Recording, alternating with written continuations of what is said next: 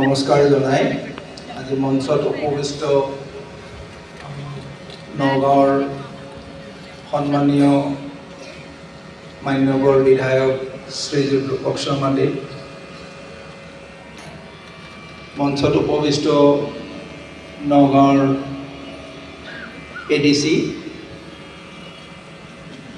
Principal, আমাৰ deputy director, joint portion coordinator, নগাঁৱৰ DSW, শোণিতপুৰৰ DSW প্ৰমুখে আজিৰ এই সভাত উপস্থিত সকলো CDPO, ছুপাৰভাইজাৰ্ছ, অংগনবাড়ী কৰ্মী আৰু বিভিন্ন পৰ্যায়ৰ বিষয়া কৰ্মচাৰীসকল, আমাৰ এই শুভ অনুষ্ঠানত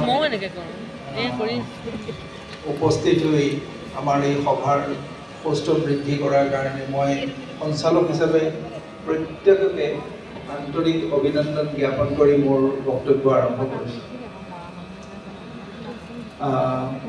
আজিৰ বিষয়বস্তু সম্পৰ্কে ইতিমধ্যে আপোনালোকে সকলোৱে অৱগত। আমি ইয়াত কিয় গোট খাইছোঁ, ইতিমধ্যে নগাঁৱৰ ADCয়ে চমু বক্তব্যৰ মাজেৰে আমাৰ উদ্দেশ্য আৰু আমি কি ৰাস্তা লৈ আগবাঢ়ি যাম গোটেইখিনি কৈছে।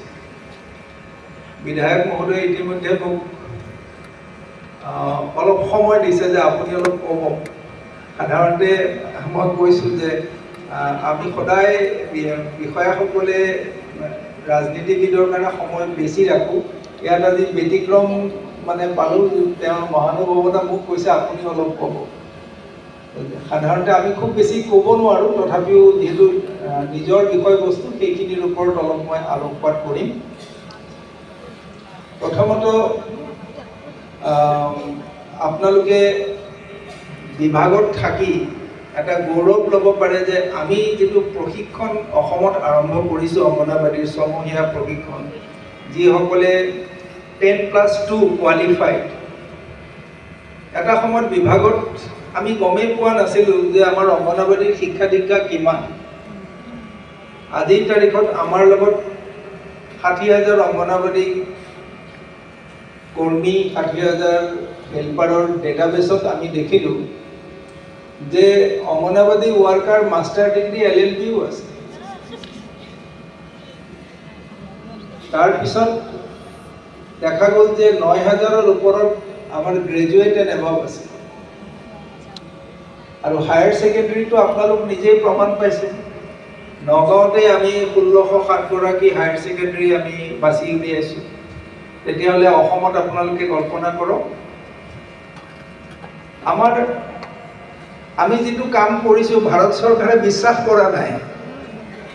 যেতিয়া শ্বিলঙত মে' মাহত আমাৰ মিটিংখন হৈছিল, যিটো আপোনালোকে জানে যে আমি যে দৰমহা পাতি পাওঁ, সা সুবিধা যিখিনি কাম হয়, শ্বিলঙত APIP মিটিংখন আজিকালি নৰেন্দ্ৰ মোদী চৰকাৰ অহাৰ পিছত ভাৰত চৰকাৰে এটা ব্যৱস্থা কৰিছে যে উত্তৰ পূৰ্বাঞ্চলৰ যিমান মিটিং হ'ব, দিল্লীত গৈ মিটিং নাপাতি প্ৰত্যেক ষ্টেটতে আজিকালি মিটিংবোৰ হয়। যেনেকৈ গুৱাহাটীত হয়, শ্বিলঙত হয়, ইম্ফলত হয়। এই ধৰণে এটা পৰিৱৰ্তন আহিছে মিটিংখন।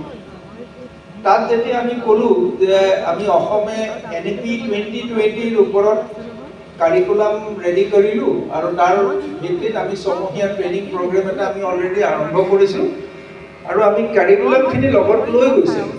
তেওঁলোকে বিশ্বাস কৰা নাই। তেওঁলোকে কৈছে NCERT হাত দাঙি দিছে, আপোনালোকে কেনেকৈ কৰিব?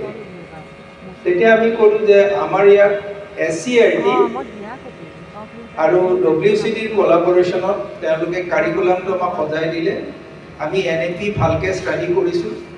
আপোনালোকে আমাৰ WCDৰ ডাইৰেক্টৰেটৰ টীম, কনচালটেণ্টসকল ইতিমধ্যে আপোনালোকক পাইছে আৰু SCERT টীমৰ সহযোগিতাত আমি কাৰিকুলামটো প্ৰিপেয়াৰ কৰিব পাৰিম।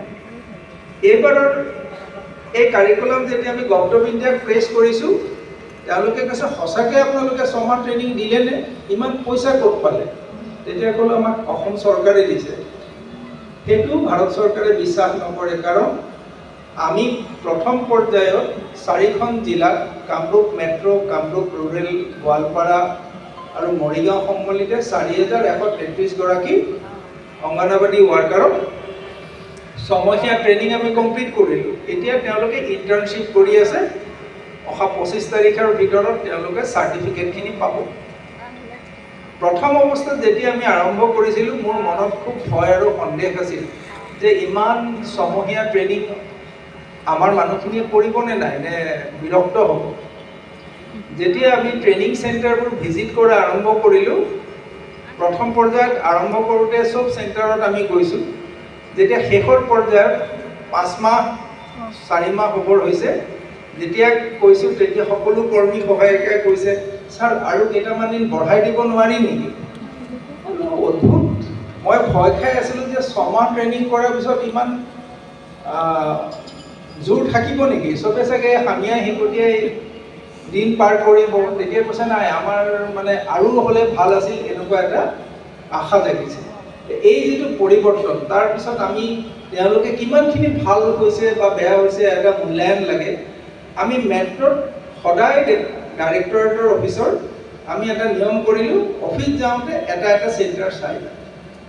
তাত গৈ এটা বস্তু অদ্ভুত দেখিলোঁ, যিসকলে ট্ৰেইনিং লৈছে তেওঁলোকে যিখিনি ক্লাছ কৰি আছে, তেওঁলোকৰ বডি লেংগুৱেজ আৰু ষ্টাইল সলনি হৈ গ'ল। এওঁলোকক মই কৈছিলোঁ প্ৰথম দিনা এই আজিৰ নিচিনা ফাংচনটোত তাত, যে এটা দিন আহিব আপোনালোক স্কুলৰ শিক্ষকৰ সমকক্ষ হোৱাৰ সমান মৰ্যাদালৈ সমাজত জীয়াই থাকিব পাৰিব। যেনেকৈ মই বিভাগত জইন কৰি এটা কথা অনুভৱ কৰিছিলোঁ যে অংগনবাড়ী বুলি ক'লে মানুহে যেন সন্মানৰ চকুৰে নাচায়। মই আপোনালোকক গেৰাণ্টি দি যাব পাৰোঁ, এই 6 মাহ কোৰ্চ কৰক, শিক্ষকসকলেও আপোনালোকক সমীহ কৰিব। যিটো আমাৰ কাৰিকুলাম আছে, সেইখিনি আপোনালোকে যেতিয়া অন্তঃকৰণেৰে শিকি ল'ব, আপোনাৰ আৰু শিক্ষকৰ মাজত কোনো পাৰ্থক্য নাথাকে। আপোনালোকে বিভাগবোৰত চৰকাৰত কি কথা চলি থাকে বহুত সময়ত গম নাপায়। মাজতে এটা বতাহ বলিব আৰম্ভ কৰিছিল যে অংগনবাড়ী আৰু শিক্ষা নাথাকে, স্কুলত গুচি যাব। শুনিছিল নে? সিদ্ধান্তও হৈ গৈছিল। তাৰপিছত আমি আমাৰ বিভাগৰ পৰা চিঞৰ বাখৰ আৰম্ভ কৰিলোঁ, এইটোতো সম্ভৱ নহয়। কোনে কৈছে আমি কোৱালিফাইড নহয় বুলি? আমাকতো স্কোপটো দিয়ক, আমি শিকাই দিম নহয়। সেইটোৰে ফলশ্ৰুতি আজি আমাৰ এই ছমহীয়া প্ৰশিক্ষণ আৰু কাৰিকুলাম। এতিয়া ভাৰতবৰ্ষই আমাৰ পৰা সদায় অসমক, আমি যেতিয়া ভাৰত চৰকাৰৰ মিটিঙত যাওঁ, আমাক সদায় কয় তামিলনাডু চাওক, মহাৰাষ্ট্ৰ চাওক, MP চাওক,